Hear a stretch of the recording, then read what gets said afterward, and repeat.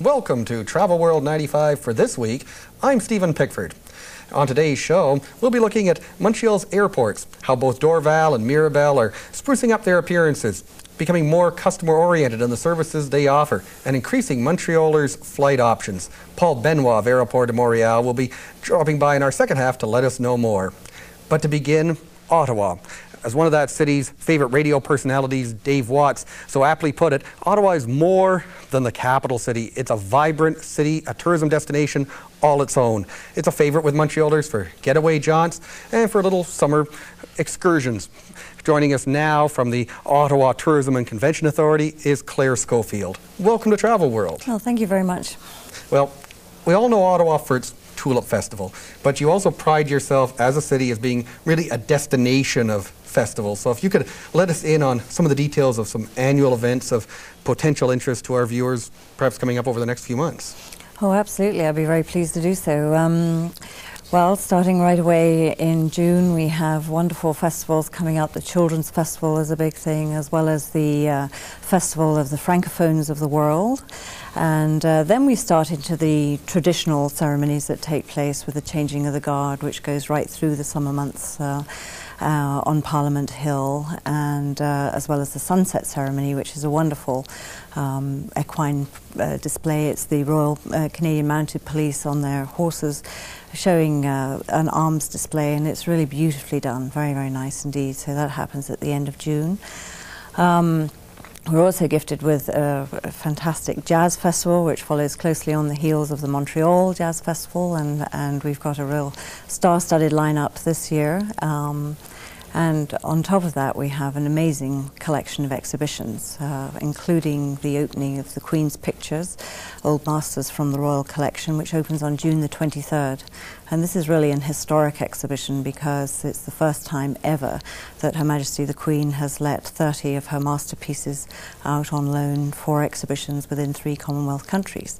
So this is going to show exclusively at the National Gallery of Canada. So we're very fortunate we have a tremendous lineup this year. Right, something really coming up in the summertime. You also have on Parliament Hill the Sound and Light show that goes on through the summertime. Yes, we do indeed. That will be starting very soon. It's called the Reflections of Canada, and it's a wonderful way to discover Canada's heritage in the evenings. It takes place at Parliament Hill, and it's a series of letters that are narrated and has a wonderful soundtrack accompaniment, and then the lights bounce off the various buildings on Parliament Hill, and it's really quite a spectacle, so that's definitely worthwhile seeing also.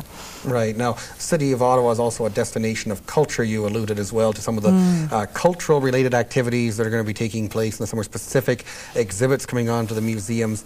The city really boasts one of the finest collections of cultural attractions in the world. It does. It has 29 museums in total, which is extraordinary, 12 of which are national. And we really are not just the federal capital, but also the cultural capital of Canada. The exhibits are marvellous. The Queen's Pictures is just one this year. We'll also welcoming other exhibits to the Canadian Museum of Nature, which has a tremendous appeal to families and children.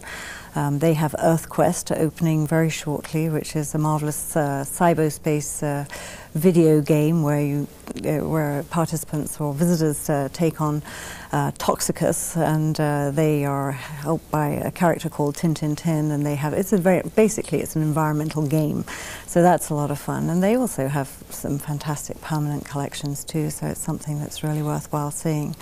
The Museum of Civilization has some wonderful exhibits. The Threads of the Land is still on, which is an exhibit of 200 native costumes, and now they've just opened a marvellous show on kimonos, the Renaissance of the kimono, so that is excellent. It's just opened a couple of days ago. So apart from their permanent collections, and of course the IMAX Omnimax Theatre and the Mystery of the Maya, which is showing at the moment, there's plenty to do there. Plenty to do, and basically you can learn a lot about not just our country, but the world around us, combining sort of a learning experience with the vacation experience. Well, something I always think about Ottawa is, and I've lived in several different countries now, is that it's the place where you can learn about all of Canada in just one destination, because really all these museums trace the history and the heritage right the way through, and so it's a wonderful place to come and learn, whatever age you are, and also to have fun. I mean, there aren't museums where you're not allowed to touch things necessarily. It's a very interactive environment, so it's designed to be fun. And it's a city that also prides itself on its parklands, a lot of outdoor recreation opportunities in the general area. Oh yes, we're very, very fortunate. Just across the river in Quebec we have an 88,000 acre park, the Gatineau Park, which has hundreds of kilometres of groomed trails for both hiking and biking, and I think that's really a very hot item in tourism at the moment. Also 40 lakes to go and swim in, and multiple campsites, so that's a wonderful area. One of the key attractions there is the Mackenzie King Estate, which is a lot of fun to visit. It's the country house or the cottage of William Lyon Mackenzie King, and they have an interpretive centre and a very, very nice place to visit in the afternoons. A lot of parks, a lot of beaches, and cycling opportunities right in the city itself. Oh yes, well there are close to 200 kilometres of recreational paths right in the city, and that's the unusual thing about Ottawa, that you can step outside of your hotel room and access the recreational paths right away. And just take off and go, and there are plenty of places in which you can rent bicycles and have your freedom to explore the city in a totally different way. And if somebody's says, oh, I've been to Ottawa before and I've seen it all, what are some sites and attractions that may not be as widely known that would really entice them to make another visit? Well, I definitely think that they should take in the city, and even if you have been before, this is a worthwhile thing, is to take a tour of the city on either Capital Trolley tours or the Piccadilly bus lines, which go from Confederation Square, and there you have the opportunity to visit known and lesser known attractions at the same time. It's really quite marvellous. They have anywhere from 12 to 14 stops each, and you have on-off privileges with your one-day pass. And on top of that, they also give a lot of coupons so that you can go off and go to the Bywood Market and get discounts on meals or 2-for-1 entries to other museum exhibits. So it's really well, it becomes excellent. a good package pricing in that regard. Oh, it does. Yes, absolutely. Mm-hmm. And you talked about the Bywood Market. That really has become the centre of downtown activity over the past few years. Oh, it has. Well, it's Canada's longest operating market, actually, in the whole country, and it's during the summer. It's a marvellous fresh produce market with flowers and vegetables, and then now a great number of shops and crafts and galleries and restaurants have opened up, and also bars and nightclubs, jazz clubs have sprung up there, and so in the evening it's a real hive of activity, and it's fun, especially during the summer again, with the outdoor cafes, and there's kinds of food to appeal to just about every taste. Right, a lot of varied taste, everything I think from giant sandwiches at Zach's Diner to Southwestern and Cajun, which would you really think of being in Ottawa, but you but you know, it used to be years ago that you'd think Ottawa, the dining opportunity was, you know, Fat Albert's, but it's really changed. The whole focus is very international in focus. It really has. In fact, we're just in the process of doing a whole piece on food and wine in Ottawa, and there's every kind of food from Afghani to Vietnamese. So we have particular areas that are very known for different kinds of food. If you go down Somerset Street, you're getting into the Italian area. If you go further down Somerset Street, you're getting into Chinese and Korean. Then you go further and you reach Little Italy, and so, you know, there are very distinct neighbourhoods which have food specialties. Lebanese food is another tremendous specialty in Ottawa. You might be surprised to learn that 40,000 Lebanese people live in Ottawa, so I think that's the nice thing about the changing environment. It brings lots of food and lots of different festivals. Right, they bring their own ethnic festivals at different times of the year. Oh, absolutely, very much so. Mm-hmm. Now, the summertime is a promotional time. It's sort of your off season in a way, because you don't have the government travelers coming in, so a lot of the hotels are offering more special rates to entice the summer visitor. Yes, they are indeed. There are a lot of hotels offering summer packages. Many of them are family oriented, varying from normal hotels to all-suite hotels. And we have a list of all these packages through our 1-800 number in Ottawa. So we actually now run an accommodation service for people wanting to come in, so listings of these packages are available through that number. And people can also use Ottawa as their sort of gateway to whatever for day trips, they can come into Ottawa, and it's central for a lot of day trip opportunities to places like the Rideau Canal and the Ottawa Valley. Oh, absolutely. It's wonderful. I mean, one thing we didn't touch on going across into Quebec is the Hull-Wakefield steam train, which is a lot of fun. That's a nice day trip to go up to Wakefield. But then if you're in your car, you can go off to Merrickville and see the locks of the Rideau Canal.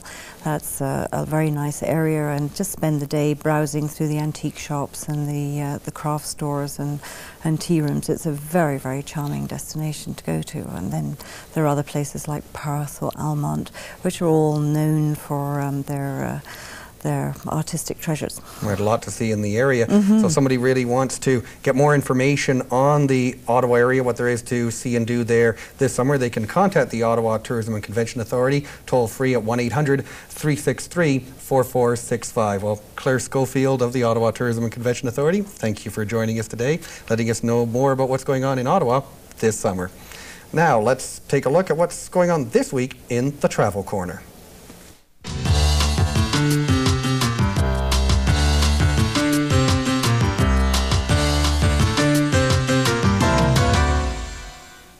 Hi, my name is Donna Lupret, and I'm the Director of Security for the Hotel Intercontinental Montreal.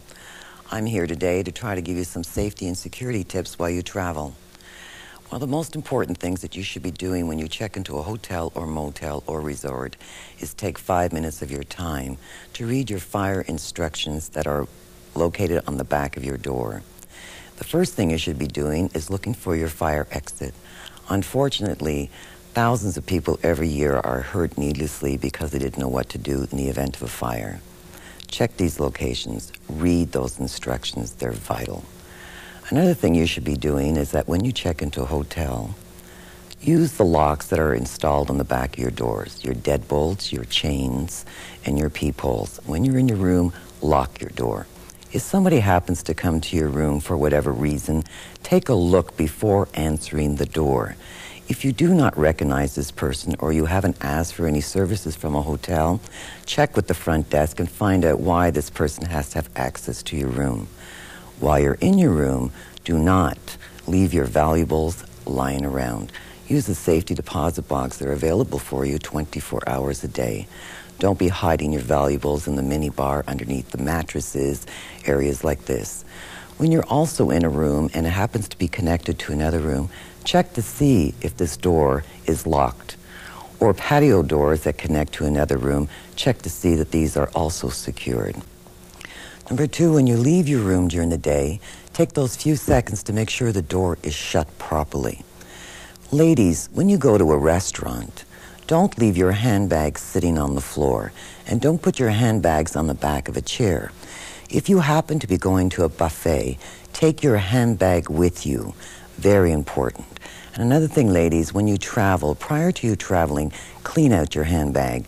Don't be taking every piece of document that you ever had with you. Unfortunately, every year purses are lost or stolen.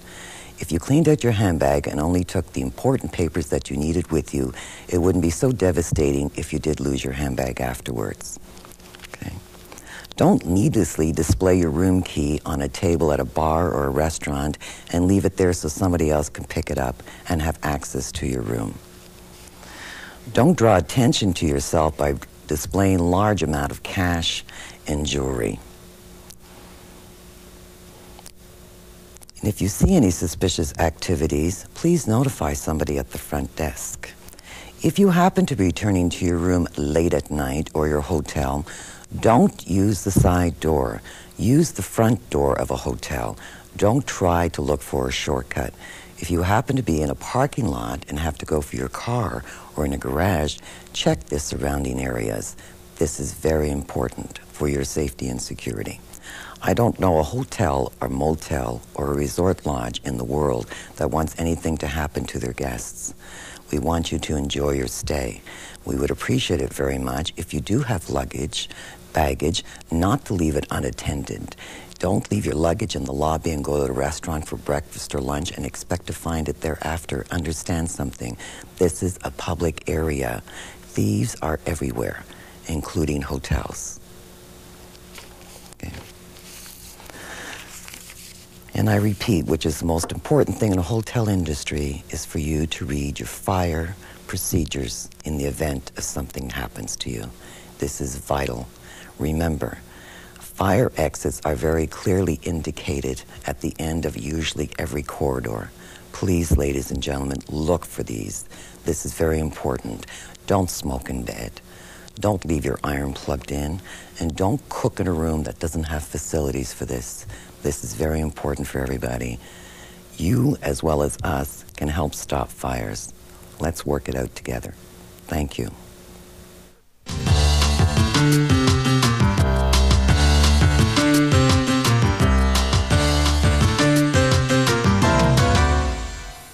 And welcome back. Throughout the season, we have discussed with various airline representatives as to how the Open Skies Agreement has impacted their own particular carrier and their operations. But how does it affect Montreal as a whole? And what is being done to make Montreal's airport infrastructure meet these new demands? Joining me now is Paul Benoit, Vice President Marketing for Aeroports de Montreal. Always a pleasure to have a former Eastern Airlines man on the show. Now, to begin with, for those who are still a little unclear about what Aeroports de Montreal does versus what used to be under Transport Canada Administration, could you introduce us a little bit as to the role of ADM? Sure. ADM took over the management of Dorval and Mirabel airports about 2.5 years ago, August '92 to be exact. We are a local private company whose mandate is to develop the airports to the benefit of the region. All the surpluses that we make are reinvested into the airport facilities, so we're a community-based local organization. Okay. Now, we touched upon Open Skies as a concept. What does this impact on Montreal per se? Well, Open Skies is probably one of the biggest things to happen to aviation in Montreal in the last 5 or 10 years. Originally, the airline agreement, or the air agreement between Canada and the United States, dated to 1966. It was slightly modified in the early 70s, and since then it's been kind of a give and take to try and make it work.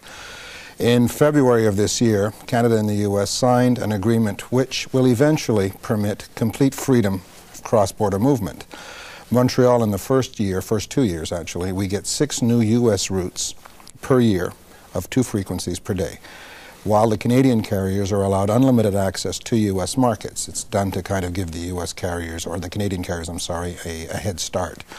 Well, as of June 19th, we will have, in fact, 16 new routes between Montreal and different U.S. cities. So that's quite an improvement for us. Right, a lot more direct point-to-point service rather than going through all these countless hubs and changes. And Correct.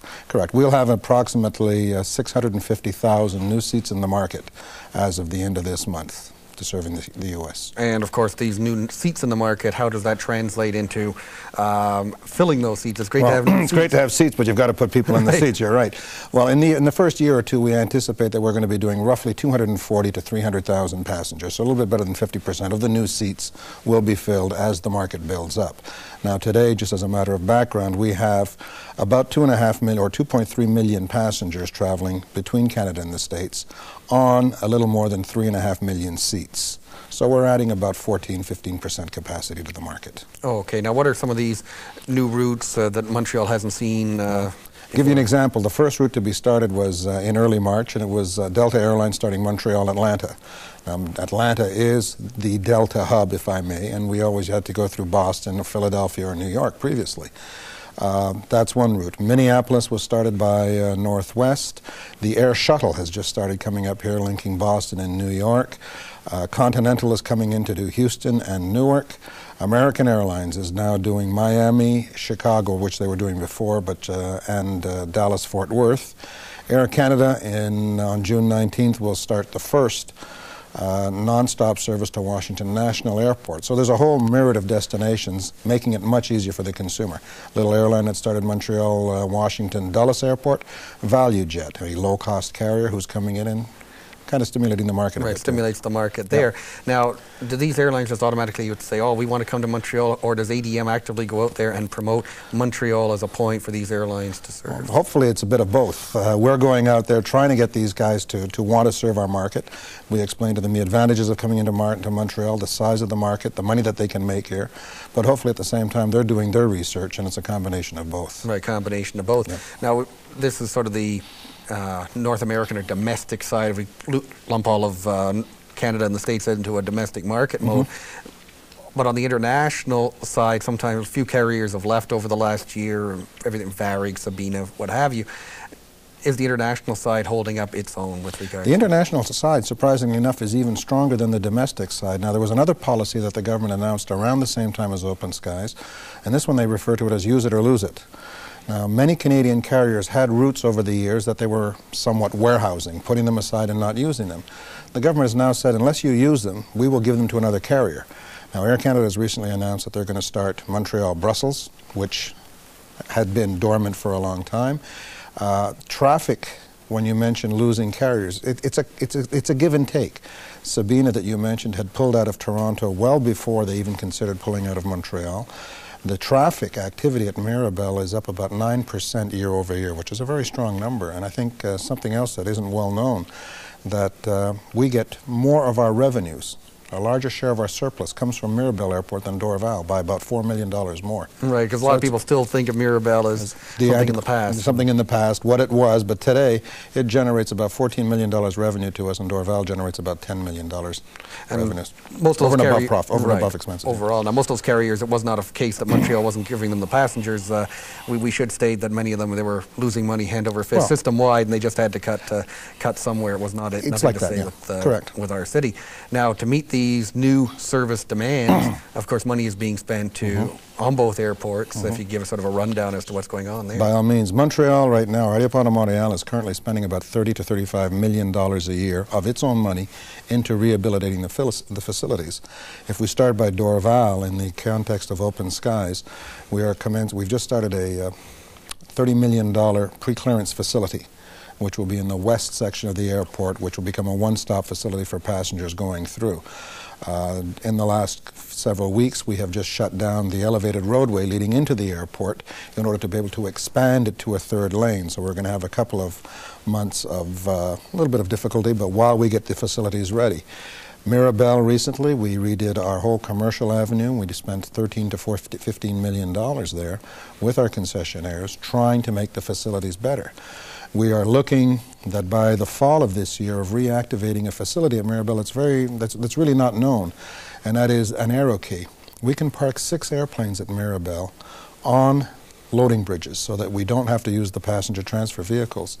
And by the end of October, that will be in operation, so we will then be able to commence accommodating airplanes on this facility.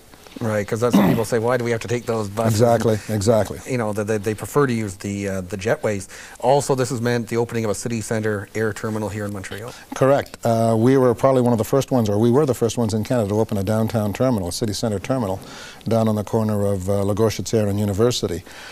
We were kind of tired of seeing our airport passengers wait out in the rain and the snow on the curb for a bus. When you're going to Florida and it's minus 30, it's not the most agreeable way to be. So we developed the downtown terminal. We've put many concessions in there, duty-free store, newsstand, currency, foreign exchange. Airlines are now moving into it, as well as a very large waiting room for our passengers. And all this is with a covered area for our buses to park. And it's really been quite a success so far. Right, and you've also added bus service from Laval region. Bus to Laval, and we will be starting in the next several weeks service from Longueuil, which will do Longueuil to the downtown terminal and then connect on to Dorval and Mirabel. So they'll make the connection there. At Dorval, Valley Service parking. Valley Service is another thing that started about a little over 3 months ago. Now, if you happen to be traveling, you're running late for your flight, well, you can leave your car at the door. One of our valets will park it in a secure area under 24-hour observation. In the winter, you come back from a long trip, the car is waiting at the door, and all this for a nominal service fee of $9. So all of these are basically gearing services to meet customer requirements. Aeroports de Montreal set itself an objective a couple of years ago to be one of the best airports in the world, and some people say, well, we've bitten off a lot. Well, this year IATA did an annual survey. IATA, as you know, are the airlines and not airports, so we're very neutral in this. They surveyed 30,000 passengers. Mirabel classed itself 6th in the world, ahead of airports like Paris, London, New York, Toronto, Vancouver, just to name some of the 26 that were behind us. So we're kind of proud of what we've accomplished in the last couple of years, yeah. And you also spend time, money promoting the airport to the public in the outlying areas, trying to get Plattsburgh, Burlington, Ottawa people to fly out of here? Well, one of the things is we believe that our market is much more than just Montreal.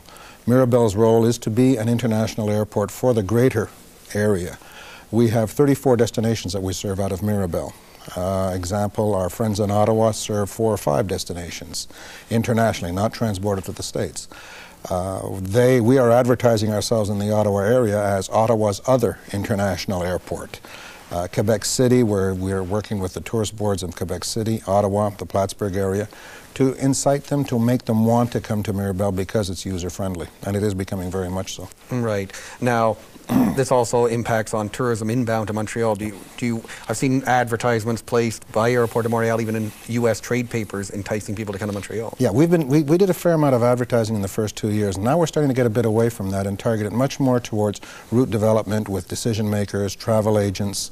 On the 21st of June, we're bringing up a group from Washington, on Air Canada, 40 passengers, to show them Montreal, give them a day in Montreal, get them a taste of Montreal, and hopefully they'll come back and want to spend much more time. Right, because bring groups. Right, once they see the city, then of course this translates into positive press. They come in, they see the airports are running well, they see the infrastructure is running well, and they want to bring people in, and that translates into, of course, the what can we say, sort of general ambiance or what is going on. The city's got a lot to offer. It's got a heck of a lot to offer. What they have to do in the city. Now, is there a difference between what Montreal travelers and the international travelers are looking for in their airport, or is this standard? It varies. Dorval is a completely different clientele than Mirabel, as an example. Dorval is a business market. Mirabel is much more of a leisure market. So one wants to get in and out very quickly, whereas the other one, it's much more of a travel experience that they're looking for. So you kind of adapt your product to the different markets that are there. That's right. You're looking at what each person wants. So the focus of each airport is distinct. They won't see the same at both. That's right. That's correct. Anyway, Paul Benoit of Aeroports de Montreal, thank you very much for joining us today, letting us know what we can expect from our city's airports over the next months and years. An airport really is ultimately representative of a city's image to the world, and our own first and last images when we go on our own travels. And we wish you and Aeroports de Montreal all the best. Well, thank you very much. And thank all of you for joining us today. I'm Stephen Pickford. Till next time, bye for now.